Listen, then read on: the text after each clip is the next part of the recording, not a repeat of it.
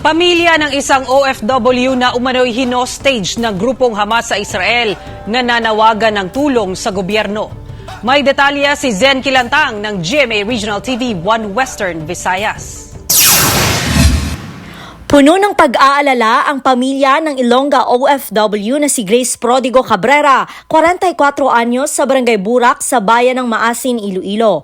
Mahigit 4 na taon ng caregiver si Grace sa Israel. Ayon sa pamilya, ipinaalam ito sa kanila ng isa pang kapatid na si Mary June na nagtatrabaho rin sa Israel na tinangay umano ng grupong Hamas si Grace. October 7 nang pinasok daw ng Hamas ang bahay na pinagtatrabahuhan ni Grace sa Kibbutz Be'eri. Tinangay si Grace maging ang 3 pang kaanak ng kanyang employer.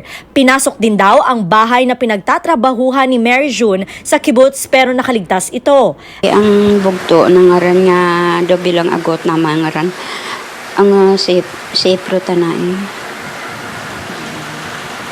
Tiyan mo rin hambal na nga kagin pamangkot yung niya si Grace tanaday. Hambal na hostage tananay. Mag-pray ka la dyan nga, pangamuyo lang nga makaluwa siya.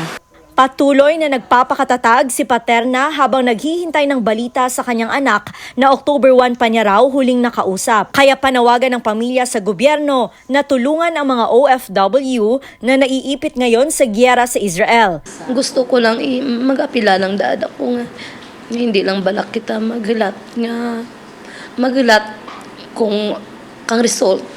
Gusto ko daan nga, siyempre ang presidente natin mag-apilaman sa mga Hamas nga. Hindi lang dapat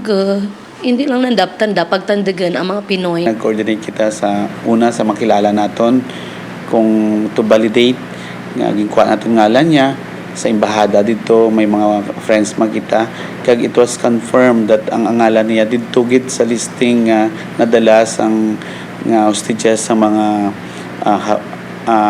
Hamas. I instructed my piso kag DSWD to coordinate with the regional office diri sang OWA kag DFA.